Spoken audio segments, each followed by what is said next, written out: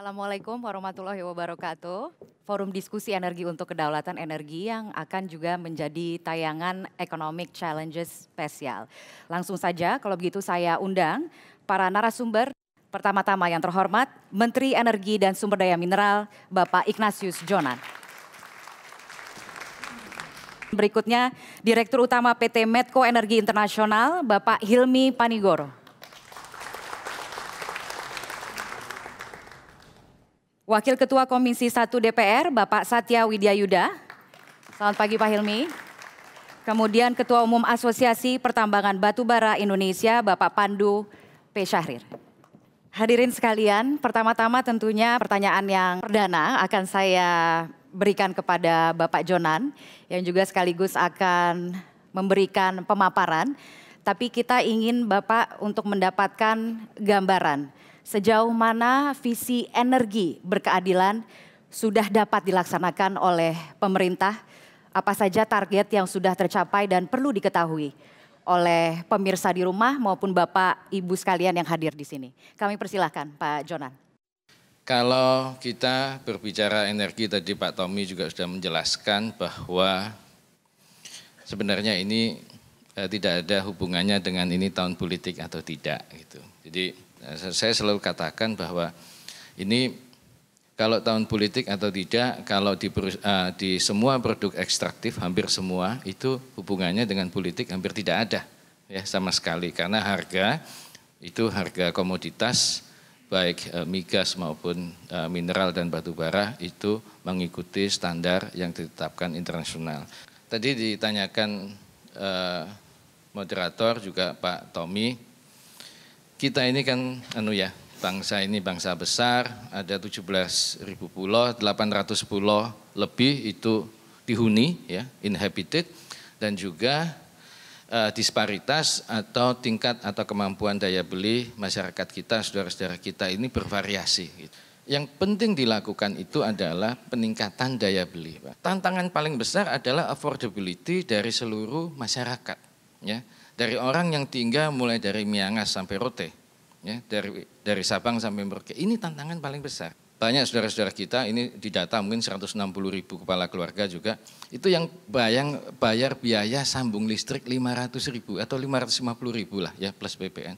Itu aja banyak, itu 160.000 itu nggak mampu Pak. Nah, jadi ini yang saya ingin menjelaskan ke Bapak Ibu sekalian juga, kita harus juga ngurusin yang ini. Di samping kebijakan-kebijakan yang sifatnya itu jauh lebih rumit. Saya nggak bilang jauh lebih besar Pak ya, karena ini juga sama besarnya. Ini jauh lebih rumit gitu. Nah, renewable bagaimana maunya?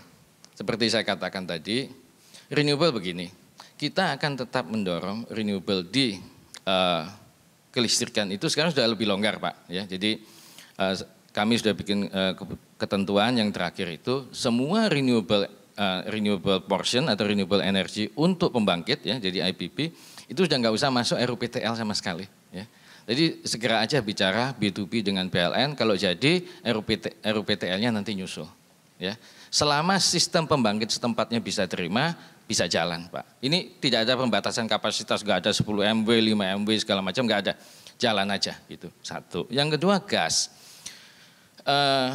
Di kebijakan energi nasional itu mandatori gas itu di 2025 itu harus minimum 22%. Nah ini kita coba pertahankan. Ya. Kita coba pertahankan, jadi gas, kalau pembangkit gas yang kecil-kecil ya, PLTG atau PLTMG, yang movable atau tidak ya terserah saja, tergantung kondisi daerah, itu kalau yang sampai 10 megawatt kita bebaskan, nggak usah dimasukkan dalam RUPTL, jadi jalan aja dan sebagainya. Ya, sehingga ada energy mix yang fair. Orang bertanya kembali lagi ke batu bara bagaimana? Batu bara sampai dengan 2028 ya, yang direncanakan itu batu bara pasti kira-kira komposisinya masih di atas 50% lah. Masih di atas 50%. Harapannya 23% itu renewable, 22% gas. Nah batu baranya mungkin 54 dan sebagainya. Yang kita dorong mati-matian turun adalah minyak diesel, Pak. Ya, minyak diesel untuk pembangkit karena ini cost-nya tinggi sekali. Nah, ada satu lagi kami dorong juga yang untuk CPO. PLN ini mengoperasikan sendiri 1.800 megawatt pembangkit listrik tenaga diesel, kecil-kecil, ya, kecil-kecil seluruh Indonesia, terutama pulau-pulau kecil. Nah, kami sudah mandatkan dalam 2 tahun ini dirubah 2. Satu adalah bikin hybrid. Mungkin ada PLTD-nya, tapi kecil, ya, jadi ganti yang lama-lama. Sebagian lagi juga pakai pembangkit listrik tenaga surya. Ya, karena PLTS ini dan misalnya PLTB dengan Bayu ini pasti ada intermittennya. Ya, kalau ada intermittennya ya udah pakai hybrid. Atau yang kedua, minyak dieselnya ini paling kurang walaupun kosnya tidak bisa turun banyak, diganti dengan CPO. Ya, jadi ada pembangkit listrik yang berasal dari minyak kelapa sawit. Tidak perlu diolah Pak, itu bisa 100% dituang juga jadi. Banyak produsennya juga banyak sekarang, mesin-mesin yang bisa dipakai. Nah, ini bagaimana? Di produksi kita kalau kita lihat itu diagram logam itu kan banyak ya, tinggal ekonomis atau tidak. Kita sendiri sangat mendorong ya sampai ke pengolahan logam tanah jarang. Makanya saya bilang teman-teman, ini ada Pak Pandu juga, batu bara itu mau diusahakan begini, misalnya membuat pembangkit listrik tenaga uap yang main mouth ya. Jadi jualnya itu nanti jual listrik, kita mau kok, kita dorong kok ya. Ya, PLTU mulut tambang itu satu. Atau kalau tidak mau, ya bikin DME, ya, bikin DME jadi pengganti LPG. Ya, Pertamina sekarang mulai jalan, ya, sudah mulai konstruksi Pak, ya, dengan Bukit Asam. Pertambangan kalau gali angkut jual itu nggak perlu sekolah. Ya. Nah ini kita dorong supaya ada value added, ya, ada nilai tambah, ya. Ini bukan hanya di mineral, kalau di mineral sangat mandatori. Ya, sekarang ya makin lama kalau nggak mau bikin proses pengolahan dan pemurnian ya pasti kita stop dan sebagainya. Kalau batubara juga sama. Karena kita sumber daya alamnya besar, kita coba mengolah sumber daya alam ini supaya ketergantungan terhadap impor itu makin lama makin kecil. Apa? Ya tadi saya katakan, kalau misalnya batubara ya, batubara misalnya dibikin DME. Ini bisa pengganti LPG Pak. Ya. Kalau bisa menggantikan LPG, impor LPG-nya kurang. Konsumsi LPG kita nasional mungkin 6,7-6,8 juta ton setahun. Produksi nasional yang dibikin oleh Pertamina itu kira-kira 2,5. Ya, jadi 2/3 itu impor Pak. Kalau lihat harganya sekarang CP Aramco plus ongkos transport segala, ya impornya mungkin biayanya total impor tahunan itu mungkin 3 miliar US kira-kira. Ya, atau 40 triliun lebih. Nah kalau ini bisa separuh aja dalam 5 tahun itu bisa diganti oleh DME, nah, makanya akan kurang. Di samping pemerintah akan terus mendorong pengembangan jaringan gas untuk rumah tangga. Kemarin terima kasih Pak Medco di Sumatera Selatan kan juga pasok gas kecil sih. Ya, kecil itu tapi rumah tangganya bisa banyak Pak. Ini mungkin saya diskusi sedikit, Pak Satya dulu pernah di Komisi 7 juga. Sekarang ini tiap tahun pemerintah membangun jaringan gas untuk rumah tangga, jadi dari gas bumi itu kecil sih, setahun kurang dari 100.000 sambungan rumah. Nah mulai tahun 2020 sudah ada perpresnya, itu bisa sampai 1 juta. Nah kalau bisa sampai 1 juta, ini akan mengurangi impor LPG. Kalau orang ngomong ketahanan energi yang selalu bandingannya bagaimana mengurangi impor dan sebagainya. Terakhir adalah mobil listrik. Ya, atau kendaraan listrik. Kendaraan listrik sangat amat penting supaya satu lingkungan hidup, yang kedua itu supaya kita bisa menggunakan sumber daya alam Indonesia lebih banyak. Nah ini menjadi satu tantangan besar, makanya pemerintah sangat mendorong, ya, Kementerian SDM juga sangat mendorong bagaimana mendorong supaya kendaraan listrik ini ada. Kalau kendaraan listrik ada, ya energi primernya kan bisa dari batu bara, bisa dari gas, bumi, bisa dari angin, bisa dari hidro dan sebagainya. Nah ini yang perspektif yang nanti mungkin akan dibahas Bapak-bapak di sini. Itu aja dari saya. Baik, dan pemirsa Economic Challenge spesial masih akan hadir kembali usai jeda berikut ini. Tetaplah bersama kami.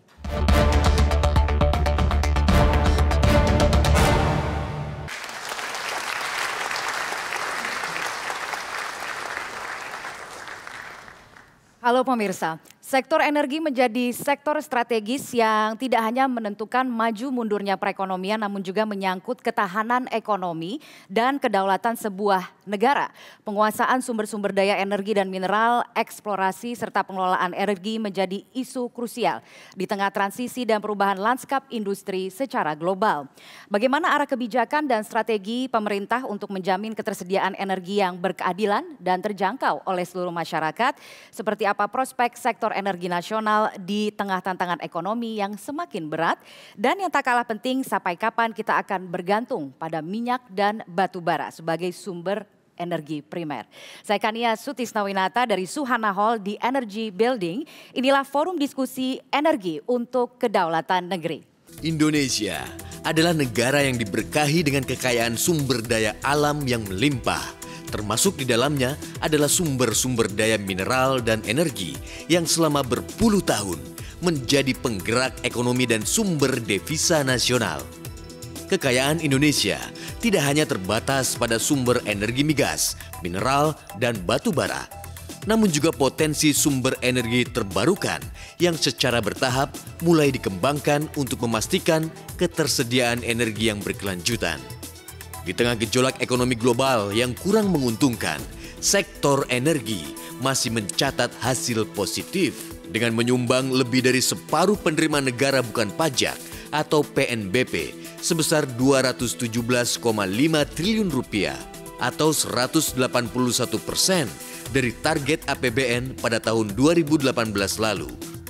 Beralihnya kepemilikan dua ladang migas terbesar di Indonesia, Blok Mahakam dan Blok Rokan, ke Pertamina diharapkan mendongkrak produksi dan menutup defisit migas di dalam negeri.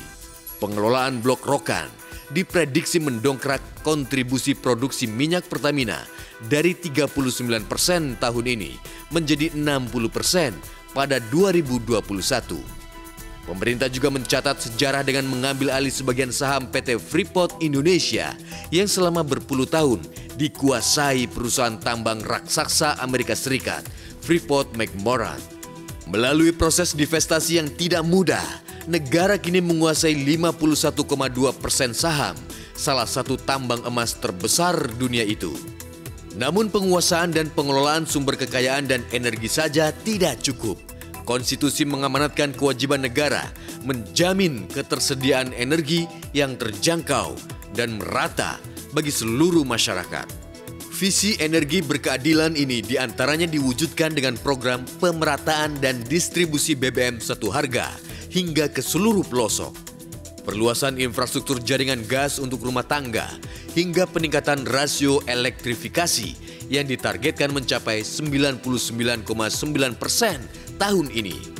Untuk menjamin ketersediaan energi yang berkelanjutan, pemerintah juga berkomitmen memaksimalkan pemanfaatan energi baru sebagai sumber energi primer pembangkit listrik dan bahan bakar yang ramah lingkungan.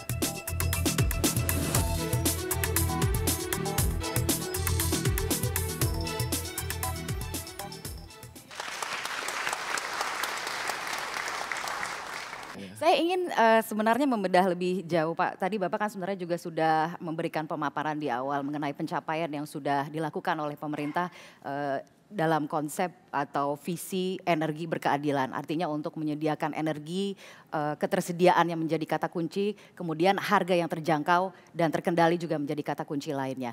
Tapi saya ingin mengelaborasi lebih lanjut untuk ke depannya, Pak.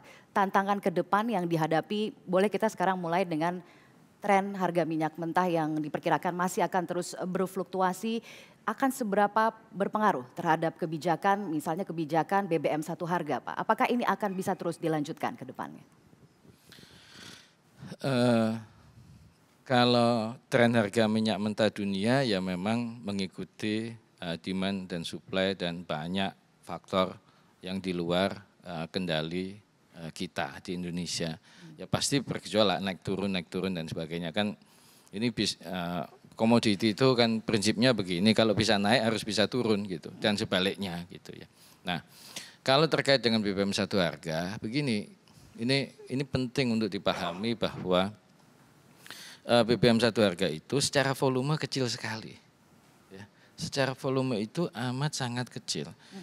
sampai hari ini itu yang sudah dioperasikan di 133 kecamatan yang dulu tidak ada SPBU yang resmi. Ya. Jadi 133 kecamatan sampai hari ini. Targetnya sampai akhir tahun ini 170. Ini malah pemerintah sudah nambahin loh. Target awal arahan Bapak Presiden itu 160. 160 kecamatan. Sekarang kita tambah, oke, 170 kecamatan. Mestinya insya Allah selesai di akhir tahun ini.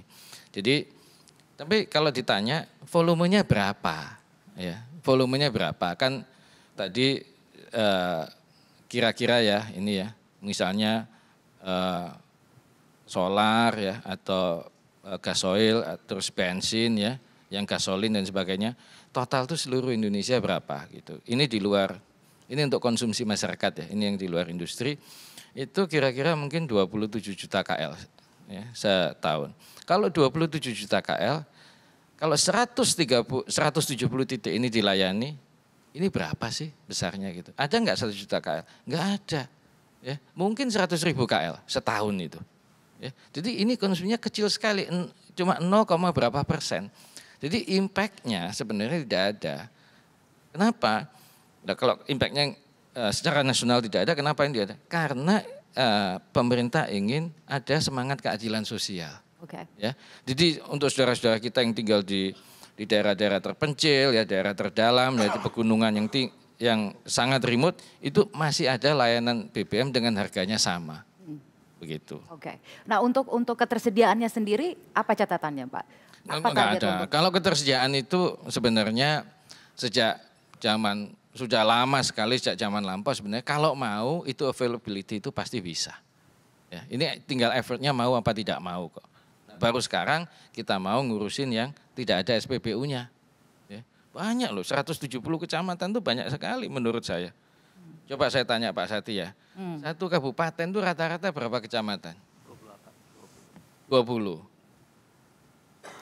Pakai mic-nya mungkin boleh Pak? Ya sekitar 20 ya. 20. Kayak misalkan di Tuban itu 20, di Bojonegoro 28 kecamatan ya. Bukan kelurahan Pak ya? Bukan, kalau kelurahan 300 sampai 400. Ya. Kecamatan Pak ya, nah itu. Dari Pak Satya mungkin ada catatannya mengenai kebijakan BBM satu harga ini? Walaupun sekarang Pak Satya sebenarnya di Komisi 1 begitu ya, tapi hatinya di Komisi 7 sebenarnya. Begini, Komisi 1 itu mengurusin pertahanan. Oke.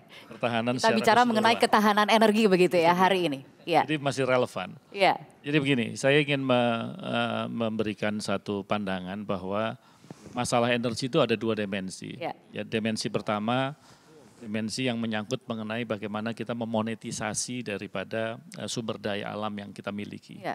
Dimensi yang kedua itu lebih kepada pemenuhan kepada rakyat. Karena tidak ada artinya kalau kita memonetisasi tetapi rakyatnya tidak terpenuhi. Saya ingat sekali Menteri Pertambangan waktu itu saya lupa ya tahun 72 di rapat IPA. Beliau sudah mengatakan waktu itu bahwa energi sudah tidak lagi bisa di-treat sebagai murni komoditas. Tapi harus menjadi agent of change. Okay. Ya, lantas itu dikembangkan lagi waktu wakil presidennya Pak Budiono di dalam forum IPA juga menyatakan yang sama. Saya menunggu jujur saja kapan ini terimplementasi dengan baik. Okay. Nah, saya melihat sebagian ada jawabannya ada dalam penjelasan Pak Yonan tadi. Satu ya terutama adalah bagaimana energi itu menjadi accessible dan affordable. Ya, itu pilihan dan harus dipenuhi karena negara justru di sini letaknya negara ada dan kita mesti ingat ya pengelolaan sumber daya alam di Indonesia. Janganlah berpikir seperti di Amerika semua market price. Enggak, itu salah betul. Karena saya sebagai DPR melihat bagaimana bunyi daripada pasal 33. Ada penetrasi daripada pemerintah. Sehingga banyak faktor ya. Kalau tadi dikatakan BBM satu harga, mau tidak mau, walaupun volumenya kecil, tapi itu harus disediakan. Sebetulnya amanah daripada pasal 33 di dalam praktek kehidupan yang nyata. Nah, di sini letaknya ada penetrasi pemerintah, kehadiran pemerintah itu ada. Maka muncul beberapa program yang saya sekarang rasakan dan saya berterima kasih karena itu sudah cita-cita cukup lama. Jadi misalkan sekarang melistriki, elektrifikasi rasio tinggi. Pada waktu itu elektrifikasi rasio dihitung tanpa mempertimbangkan daerah-daerah terpencil. Ya, karena apa? Kalau di dalam hitungan keekonomian, ya pasti nggak masuk, Pak. PLN pasti tidak akan mau dia masuk di daerah yang penduduknya cuma mungkin 10-30 rumah, ya. Lantas harus membangun jaringan masuk ke sana. Kalau dihitung secara keekonomian tidak pernah akan ketemu. Tetapi itu hak negara untuk melistriki rakyatnya. Nah, ini yang harus dipenuhi gitu. Maka kita tidak bisa mengatakan ini sebagai commercial exercise saja gitu ya. Kalau itu di MBA school bolehlah. Si Pak Pandu mungkin jago di situ. Pak Pandu nanti ya, akan kita mintain tanggapannya. Tetapi yang jelas bahwa harus dipenuhi cara-cara seperti itu. Yang tadi dikatakan misalkan jargas ya, jaringan gas. Itu sudah cita-cita lama yang terrealisasi sekarang. Karena apa? Kita sudah tahu, semua orang tahu LPG import, komponen impornya 60%. Kita sudah senang sebetulnya berpindah dari solar menuju ke LPG ya. Itu sudah dulu savingnya luar biasa besar. Tapi sekarang di dalam perjalanannya kita melihat LPG juga ternyata komponen impornya 60%. Kita punya gas metana yang available yang bisa dijargaskan. Nah itu yang harus digalakkan terus. Begitu dia bisa masuk dijargaskan berarti apa? Satu kita sudah mengurangi daripada ketergantungan impor. Nah inilah implementasi paling tidak dari kita membuat energi bukan lagi hanya sebagai komoditas, tapi menjadi agent of change dalam arti kata sebagai prime mover ekonomi. Ya karena kalau misalkan sebuah desa listriknya tidak ada, ya bagaimana mereka mau jadi prime mover ekonomi, bagaimana dia ikut menyumbang dalam pertumbuhan ekonomi daerah itu sendiri, nggak bisa dagang, nggak bisa melakukan apa-apa. Nah ini yang dimaksud apa yang disampaikan oleh Menteri Energi zaman dulu tahun 72 dan yang beberapa waktu yang lalu terimplementasi sekarang zaman sekarang. Nah ini yang kita tunggu sebetulnya. Pak Jonan gitu ya. Pak Jonan. Baik, itu harus digarisbawahi baik. Dan pemirsa sesaat lagi kami masih akan menghadirkan perbincangan Economic Challenges spesial dari Suhana Hall di Energy Building.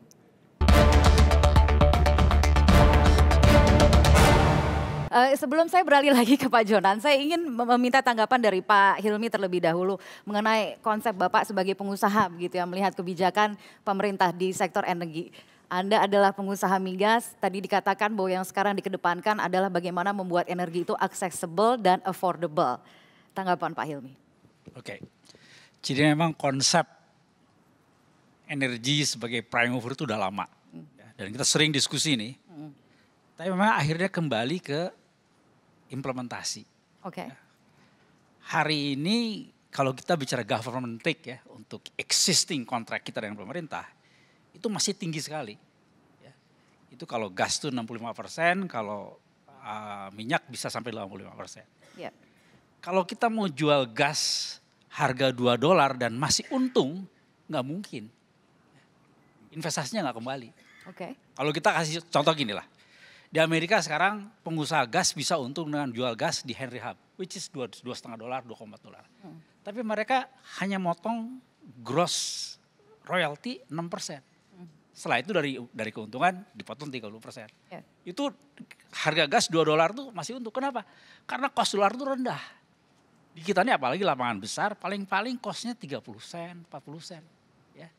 Tapi kalau dari kelebihannya itu 65% sampai 85% diambil sama pemerintah, balik modal untuk capital expenditure-nya nggak kembali.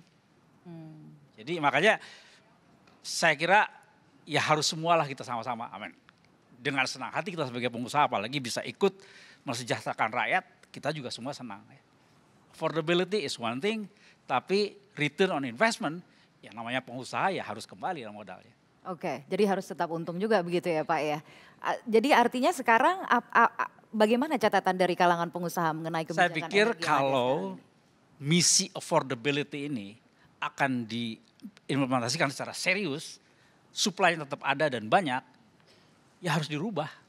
Jadi masalahnya di supply begitu Pak sekarang ini? Karena misalnya begini, tadi Pak Yonan bilang, kita mau harga listrik serendah mungkin. Tapi kan harga listrik itu artinya suplainya harus banyak kan. Ya. Kalau sebutlah sekarang paling banyak batu bara dan gas. Ya. Gimana caranya supaya harga batu bara dan gasnya bisa murah? Ya kontraknya harus diperbaiki. Government take-nya harus diturunkan. Jadi jangan pemerintah ingin affordable tapi tax masih harus tinggi. Yaitu tadi revenue dari PNBP ini masih sangat berarti buat pemerintah hari ini. Baik. Udah rela belum pemerintah tuh nurunin PNBP? untuk mengejar affordability listrik di negara ini. Oke. That's the main question. That's the main question. Baik, sebenarnya kami juga sudah berupaya mengundang dari Kementerian Keuangan, tapi kebetulan berhalangan tidak bisa hadir pada kesempatan kali ini. Tapi mungkin dari Pak Jonan ingin menanggapi, Pak Jonan silahkan. Oh, Pak Pandu dulu. Baik, kita akan bicara juga mengenai, kalau kita bicara mengenai kelistrikan ini sebenarnya ada kaitannya dengan energi baru terbarukan. Untuk sekarang ini memang ketergantungan kita terhadap batu bara cukup tinggi. Saya ingin meminta tanggapan terhadap isu ini, Pak Pandu. Mungkin kalau saya rasa sih bukan isu ya. Seperti tadi Pak Menteri discuss sampai 2028 lebih dari 50% menggunakan batu bara. Ya. Karena just happen to be batu bara dan gas adalah sumber energi yang paling ekonomis. Yeah. Jadi saya juga kurang ngerti isunya di mana, tapi overall that's the view. Jadi kalau bisa dibilang challenges atau opportunity ke depan, mungkin saya bicara opportunity ya. Ini sebenarnya hopefully the next 5 years merupakan a golden opportunity buat sektor energi. Oke. Okay. Kenapa mau ngomong seperti itu? Karena to be honest, there's been quite a lot of positive changes yang terjadi. Dan itu bisa dibilang memang hasil dari multiple years ya yang terjadi. Dan juga dengan transparansi yang ada di berbagai macam sektor, especially di energi. Nah, opportunity terbesar adalah di sisi investasi. Oke. Kalau bisa ngomong Pak, ini juga saya hanya belajar, karena benar Pak, saya nggak belajar tambang, baru belajarnya hanya ekonom aja dan investment. 10 tahun terakhir, pendapatan PNBP dari sektor batubara sangat besar. Tahun lalu saja 50 triliun. Tapi yang menarik ada 2. 1, 10 tahun yang lalu, kalau Bapak lihat top 10 listed company di Indonesia, banyak sektor energinya. Sekarang tidak ada. Ini menarik. Yang kedua adalah, nanti dulu. Nanti ya, oke. Yang kedua, yang menarik, tahun lalu total ini hanya dari tambang batubara dan mineral dan mining, investment dari sisi capital expenditure 2018 malah turun dibandingkan 2017. Roughly tahun lalu 340 juta US, tahun sebelumnya 430 juta. Jadi interestingly, hampir 1:10 antara pendapatan negara, seperti yang tadi Pak Hilmi bilang, dibandingkan dengan investasi. Tapi sebagai pengusaha kita selalu lihat, dan APBI anggotanya kebetulan mostly all pengusaha, as an opportunity. Bisa tidak kita invest ke downstream? Bisa tidak kita memperbesar investasi ke bawah? Jadi saya setuju juga dengan Pak Menteri bilang, jangan hanya garuk jual. Agree. How do you add value add di situ, yaitu ke sektor listrik. Yeah. Jadi kalau bisa dilihat, karena listrik kan multi-year Pak, bakal kelihatan 2019, 2020, 2021 sebagian besar anggota kita berinvestasi ke sektor downstream. Ekspektasi kita tahun ini 2019 dan 2020 akan ada penambahan investasi dan ini tidak tergantung harga batu bara. Jadi mungkin karena tadi pertanyaan Ibu juga balik kan, how's oil doing? How's coal doing? To be honest, I mean this is what we have. Kenapa kita nggak bilang how's our investment going? Jadi kalau di APBI bisa dibilang the last 3 years fokus kita hanya satu. How do we increase capex? Karena dengan capex investment balik. Karena there is a certainty. Jadi mungkin hanya beberapa komen tapi menjadi pertanyaan. Jadi nanti Ibu bisa tanya balik. Itu mau ditanyakan ke siapa Pak kira-kira? Baik. Pak Jonan? Ingin menanggapi Pak Jonan? Ini yang pertama, ini saya jawab yang paling besar dulu. Yang dijelaskan oleh Pak Pandu ini saya kira bukan menjadi fenomena domestik semata. Tapi ini adalah fakta yang harus diterima atau yang harus, ya ini realita ya, realita baru di dunia bahwa coba dilihat 10 perusahaan dengan nilai kapitalisasi pasar market cap terbesar di dunia. Tahun 2008 ini akhir ya, dia dihitung Desember 31, itu sebulan kemudian saya ditugaskan ke kereta api oleh pemerintah, itu dari 10 perusahaan terbesar di dunia, itu 5-nya perusahaan ekstraktif.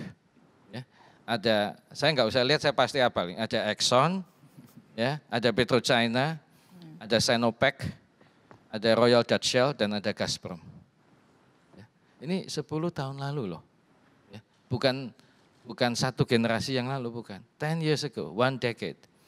Nah, 2018 akhir, kalau kita lihat, saya nggak tahu, saya kira trennya akan berubah. Itu tidak ada lagi satu pun perusahaan ekstraktif di dunia, termasuk Exxon dan PetroChina, itu yang bisa masuk top 10 largest company in the world. Nggak ada. Itu faktanya itu kok. Ini saya ambil dari Bloomberg, ya, datanya. Ini 10 perusahaan terbesar di dunia, itu tidak ada satupun perusahaan ekstraktif.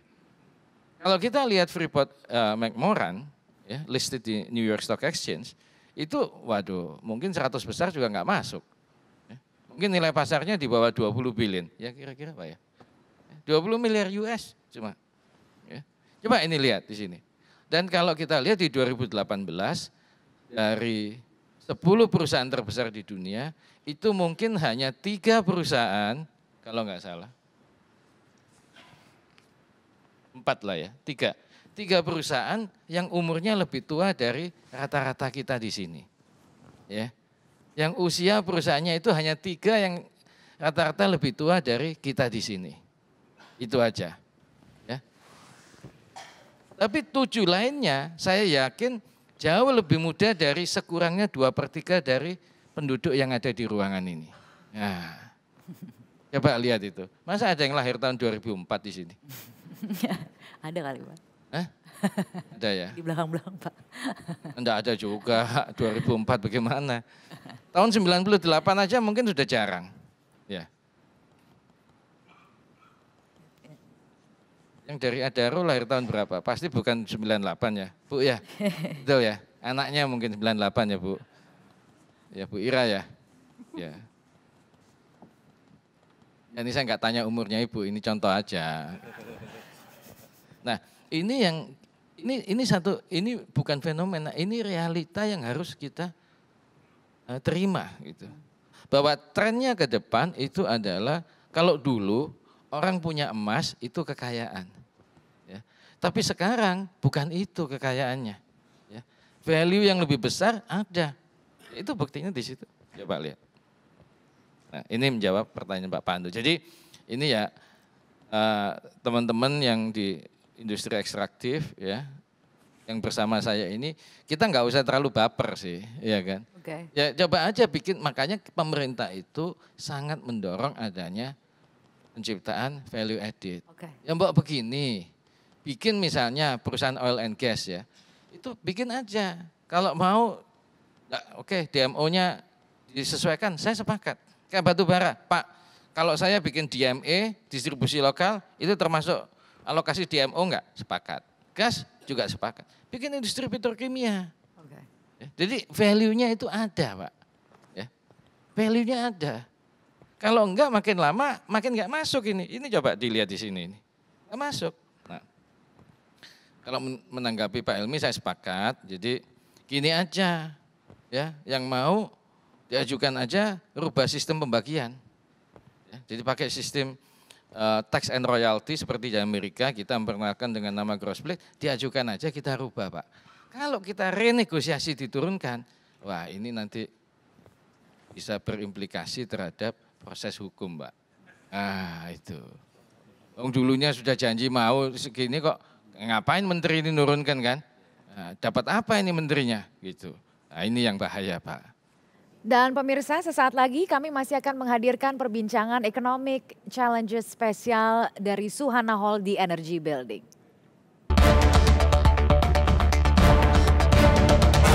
Ingin menanggapi Pak Jonan? Saya kira sih pemerintah sih pasti mendorong bahwa operator atau investor ini dalam treatment yang sewajar-wajarnya itu. Ya, kalau di atas kertas harus bisa untung, Pak. Ya, harus bisa untung. Kalau di atas kertas nggak bisa untung, kalau bisnis, kalau dijalanin mungkin kemungkinan ruginya besar. Kita juga paham, kalau semua rugi tidak sustain. Ya, tapi harga harus affordable. Harganya harus affordable. misalnya contoh tadi Pak Satya bilang jaringan gas untuk rumah tangga. Jaringan gas untuk rumah tangga, pemerintah menentukan harga suplai gasnya itu terpisah Pak dari harga market Pak. Ya, supaya apa? Supaya bisa bersaing dengan harga LPG yang 3 kilo. Ya. Kira-kira harus mungkin 60-70% dari harga gas LPG yang 3 kilo yang sudah disubsidi besar itu. Ya. Oke. Memang kalau kembali ke Pak Helmi, $2,5 bagaimana? Ya sebenarnya pemerintah sih kepengen sih Pak. Ya kalau bisa itu mungkin kalau sebenarnya kalau gross plate kan sudah fair ya. Jadi kan ini ngitungnya banyak teknikal. Ya lebih kompetitif, lebih baik sih. Mestinya loh ya, mestinya. Kalau kami sih dari pemerintah sih berharap bahwa industri ekstraktif ini makin lama makin efisien.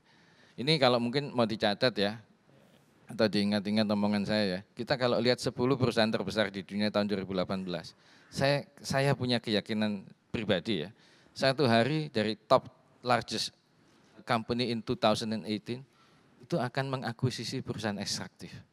Coba bayangin kalau Amazon atau Tencent atau Alibaba akuisisi perusahaan ekstraktif yang besar di dunia. Itu level the game will change seriously and significantly menurut saya. Dan itu bisa terjadi nggak? Bisa. Bisa, sangat bisa terjadi. Kalau sebaliknya mungkin susah. Ya, perusahaan ekstraktif akuisisi kayak Tencent, kayak Alibaba, seperti Apple, kayak nggak ngejar Pak uangnya. Nggak ngejar. Apple sekarang hari ini nggak tahu market cap-nya berapa. 850, 900 billion US. Kira-kira begitu. Oke. Masih. Baik, saya nanti akan mengajak audiens juga untuk berinteraksi, tapi saya ingin meminta tanggapan dari Pak Hilmi terlebih dahulu, menyikapi apa yang sudah disampaikan oleh Pak Menteri tadi. Ini kemudian ada list perbandingan list companies 2008 dan 2018. Di Medco sendiri seperti apa transformasi yang dilakukan Medco di tengah perubahan lanskap industri saat ini dan kemudian ke depan juga tren penggunaan energi alternatif, Pak Hilmi? Jadi memang saya kira bukan cuma buat Medco ya. Seluruh perusahaan migas hari ini, salah satu tantangan terbesar itu bagaimana kita mencanangkan strategi jangka panjang. Karena suka atau tidak suka, hari ini kita sedang berada dalam istilahnya transisi energi. Ya. Dari batu bara, minyak, gas, menuju renewable dan yang lebih bersih. Itulah sebabnya strategi yang kita pilih, kita ngambil pilar yang lain. Ya. Core kita adalah oil and gas. Tapi sekarang kita ngambil pilar yang lain. Kita ambil tambang, khususnya copper dan gold. Dan kita membesarkan pilar yang ketiga yaitu power generation. Kenapa? Karena kita tahu bahwa yang paling cepat tumbuhnya ya, bentuk energi final kepada masyarakat itu listrik. Listrik bisa di-generate dengan cara apa aja. Ya. Tadi Pak Yonan bilang kita sampai ke tempat yang paling rendah, yang paling bawah, yang paling jauh, listrik harus sampai. Karena itulah bentuk energi final yang sampai kepada masyarakat. Itulah sebabnya ini bagian dari strategi jangka panjang kita. Migas, hari ini kita masih agresif, kita masih eksplorasi, kita masih akuisisi, tapi sampai seberapa lama kita harus waspada. Kalau mungkin 20 tahun yang lalu kita, pokoknya kita naikkan produksi, tambah reserve, genjot, udah selesai. Hari ini nggak bisa begitu. Kita tetap eksplorasi, tetap produksi, tapi at the same time kita harus waspada. Lingkungan bisnisnya berubah dan organisasi tentunya harus menyesuaikan diri. Kuncinya itu, organisasi yang tangguh, yang mampu berubah menghadapi lingkungan bisnis yang cepat sekali perubahannya. Nah untuk sektor energi baru terbarukan ini, Medco punya minat untuk masuk ke situ juga? Sangat, ya. Tahun lalu kita mengoperasikan plant geothermal kita yang pertama dan terbesar di satu tempat. Itu kita invest total bersama partner hampir $1,7 miliar. 1,7 miliar dolar. Itu udah on stream. Sekarang kita masih lewat Medco Power, kita lagi eksplorasi di Ijen. Itu juga kira-kira akan invest sekitar $500 juta. Ya. Untuk matahari, sementara kita bangun untuk yang kita pakai sendiri dulu. Untuk learning curve buat kita. Kita akan invest sekitar $25 juta untuk bangun 25 mega di Sumbawa untuk keperluan sendiri. Jadi nanti dari situ diharapkan kita bisa membangun PLTS dalam skala yang lebih besar. Oke, baik. Saya kalau begitu ingin meminta tanggapan juga dari Pak Menteri. Untuk tahun ini kan Bapak sendiri juga sudah meminta agar pengembangan kelistrikan yang berasal dari EBT ini terus didorong, Pak. Seperti apa strateginya? Tadi Bapak sudah menyampaikan sedikit, tapi pengembangannya itu artinya ke depan berapa sebenarnya yang mungkin bisa diproduksi, listrik yang bisa diproduksi dari EBT dikaitkan dengan konsumsinya tadi, Pak?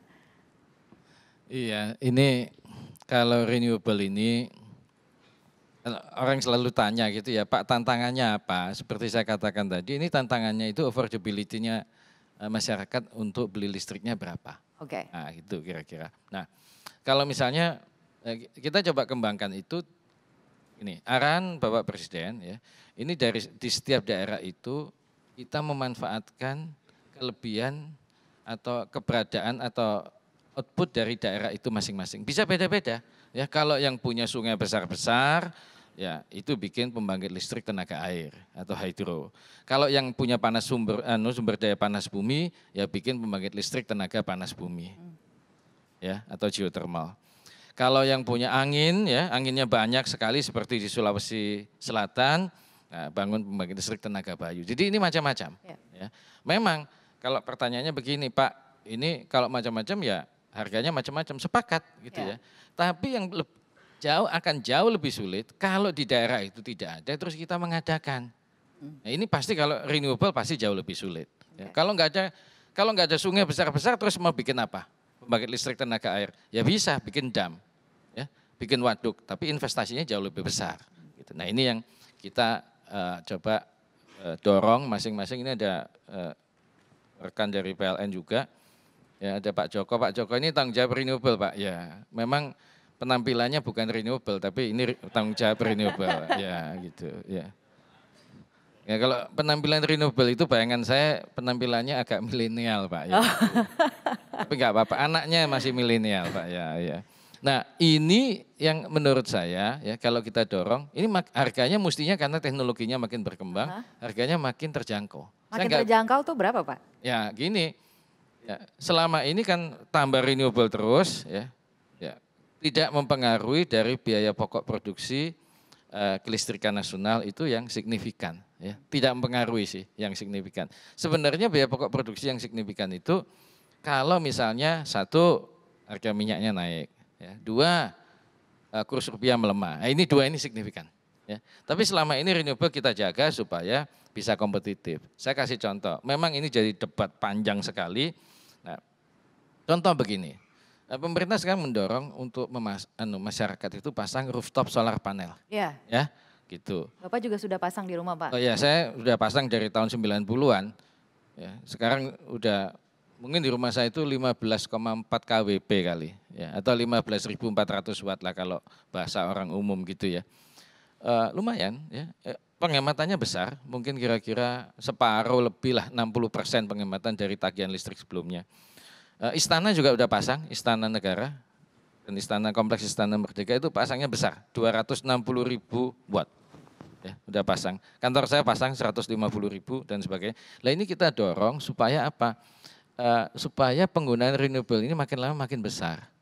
Ya, makin besar dan ya juga bertanggung jawab terhadap mengurangi emisi gas buang, ya terhadap polusi dan sebagainya. Enggak apa-apa. Pertanyaan begini, pengusaha batu bara terganggu enggak? Saya yakin enggak. Ya. Saya yakin juga enggak. Kan masih 50% lebih. Ya. PLN sendiri pendapatannya terganggu enggak? Ini kalau kita hitung ya, mau tambah 2.000 megawatt pembangkit listrik tenaga surya yang ditaruh di atap-atap rumah, itu impactnya kepada PLN itu dari segi pendapatan mungkin cuma 1% mungkin. Ya Pak, 1,sekian%. Impactnya enggak besar kok. Tapi untuk masalah lingkungan hidup ini soal besar. Ya. Jadi saya sarankan ke Pak Ilmi, tolong ini energi building itu Mbak di rooftopnya itu pasang solar panel Pak. Nah. Baik. Mungkin paling kurang ini dapat berapa Pak? Enggak tahu, mungkin paling kurang dapat 150 kali Pak. 150.000 watt kali. Ya enggak bisa dapat setengah megawatt, saya kira sih tantangannya besar karena dulu atapnya tidak didesain untuk itu Pak. Ya, tapi 150 mestinya dapat dan sebagainya. Nah kantornya Metro itu kan besar. Oke. Ya, atapnya banyak, ya itu dipasang lah, ya kan Mas Pak? Tommy berarti ya. Ya, jadi Bapak bisa jualan nanti itu apa namanya first TV station with green energy. Baik. Dan pemirsa Economic Challenge spesial masih akan hadir kembali usai jeda berikut ini. Tetaplah bersama kami.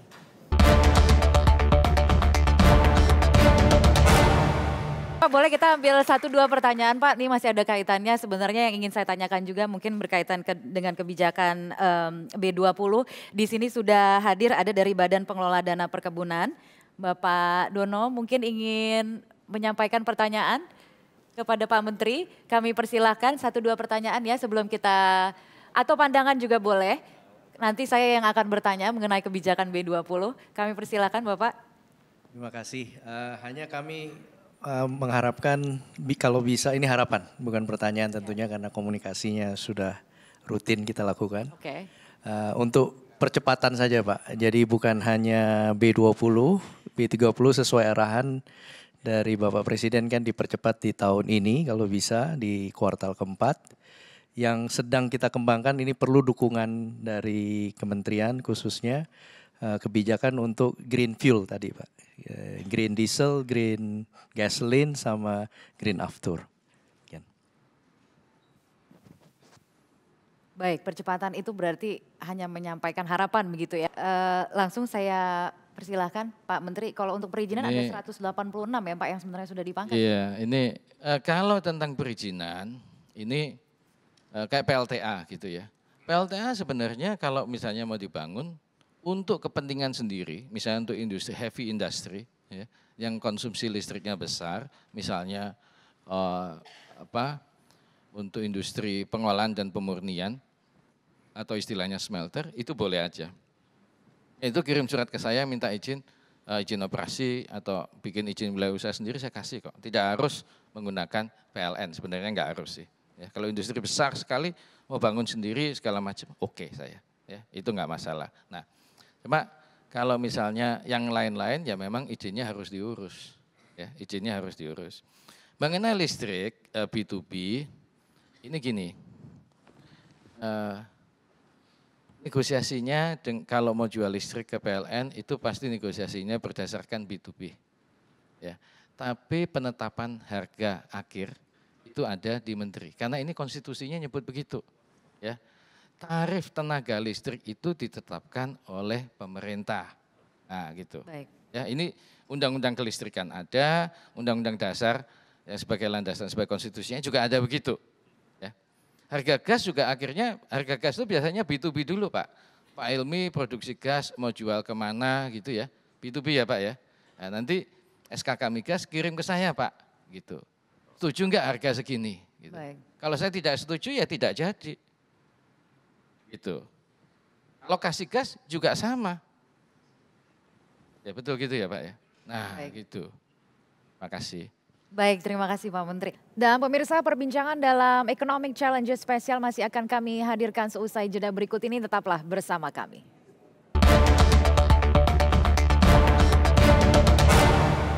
Ini kita sudah harus segera menutup, tapi saya ingin meminta catatan ini terakhir dari masing-masing pembicara, singkat dan padat begitu untuk menyampaikan kurang lebih apa catatan terakhirnya, target dan juga outlook yang masih perlu dipenuhi untuk tahun ini seperti apa Bapak. Tapi saya ingin mulai dari Pak Satya terlebih dahulu, silakan ya. Pak Satya. Oke, terima kasih. Saya ingin mungkin memberikan satu masukan ya, yang sangat penting karena masalah industri ekstraktif itu berkaitan dengan masalah lingkungan dan komitmen kita terhadap bagaimana supaya lebih sustainable, itu memang harus dibarengi dengan satu kebijakan yang tidak kontradiktif. Dalam arti kata begini, misalkan kita sekarang menandingkan antara yang fossil fuel dengan EBT, itu menjadi tidak fair saat ini ya. Entah kalau nanti perkembangan teknologi sudah bagus, semuanya menjadi lebih murah. Apa, Pak? Ya karena harganya, itu di dunia begitu. Ya. Bahkan di pemerintah Prancis, Macron itu dia fundamentally change, dia bilang tahun 2020 tidak boleh lagi ada batu bara. Ya. Nah kalau saya berpikir, kalau nantinya ke depan, kita misalkan mulai mengenal tentang carbon pricing, itu akan lebih bagus. Jadi ada satu konsekuensi logis bagi mereka yang memang memproduksi karbon lebih, ya dengan mereka yang bersih. Kalau kita berbicara sustainable, Ya ini menurut saya harus bisa menjadi satu diskursus yang ke depan kita rumuskan secara baik. Dengan demikian pengelolaan energi kita betul-betul akan menjadi sustainable. Karena tanpa itu kita akan sulit.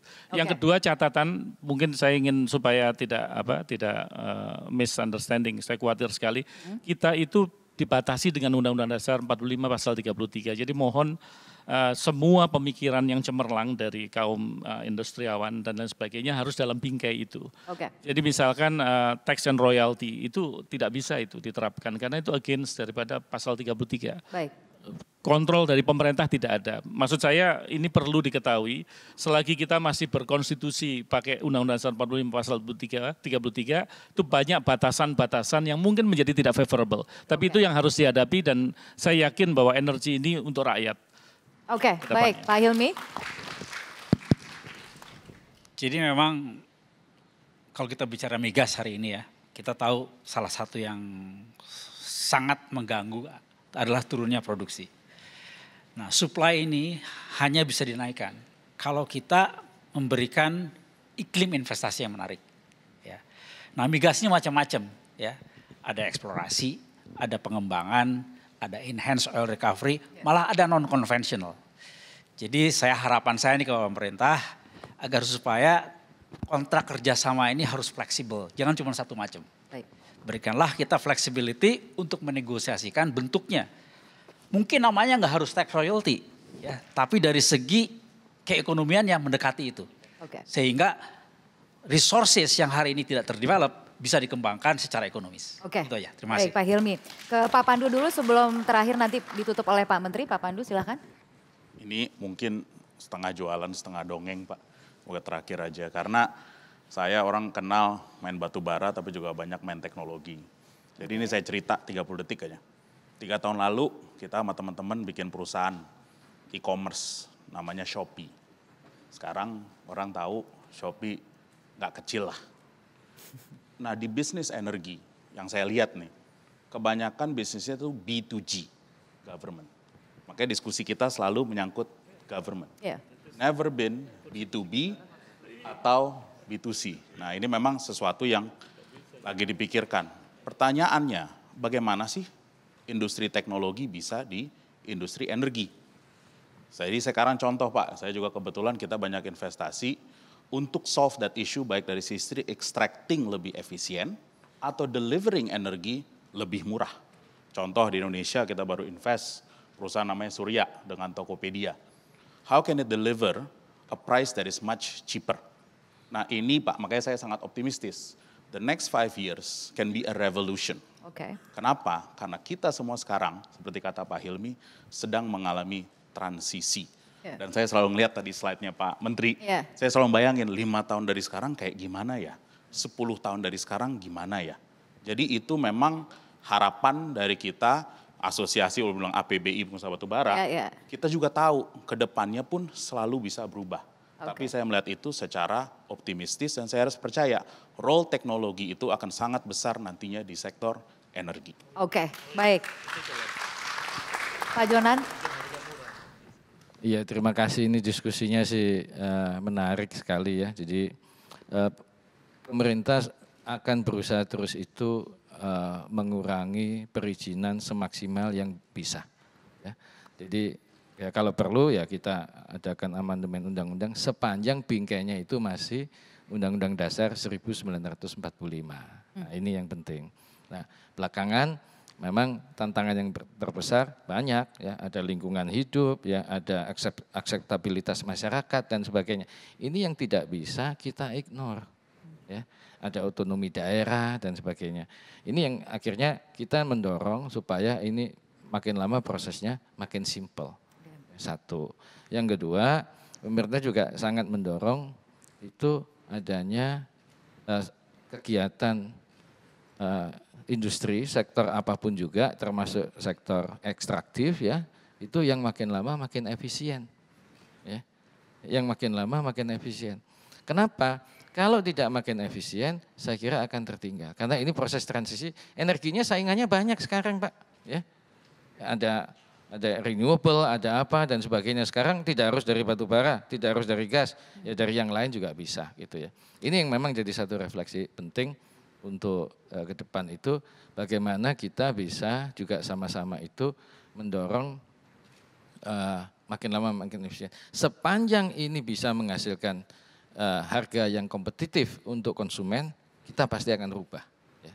Saya pikir Bapak Presiden juga sangat mendorong sepanjang ini bisa harganya makin lama makin kompetitif, ini ya, perizinannya harus dikurangi, ya, proses perizinannya harus sederhana, ya, sepanjang bingkainya Undang-Undang Dasar 1945. Ini nggak bisa diignore Pak, ya. Jadi nggak ada yang semangatnya itu kita rubah lagi aja Undang-Undang Dasarnya gitu ya, jangan begitu, ya, itu nggak boleh gitu ya. Tapi kita akan berusaha mati-matian mendorong supaya ini makin lama semuanya ini makin efisien, ya.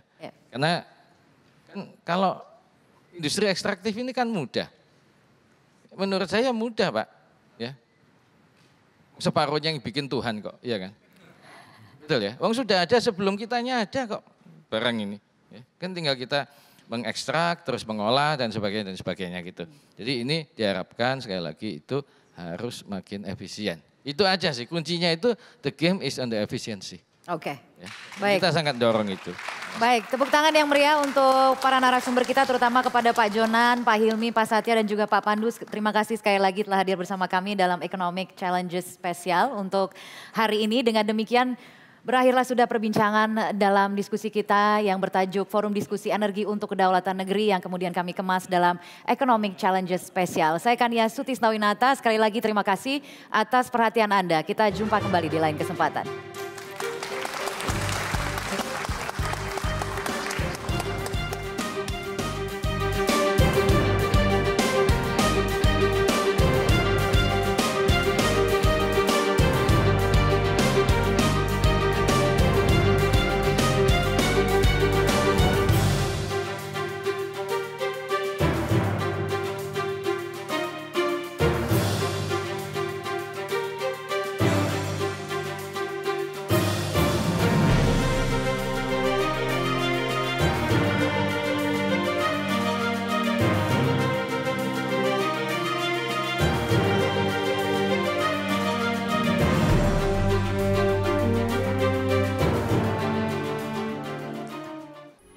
Metro TV, knowledge to elevate.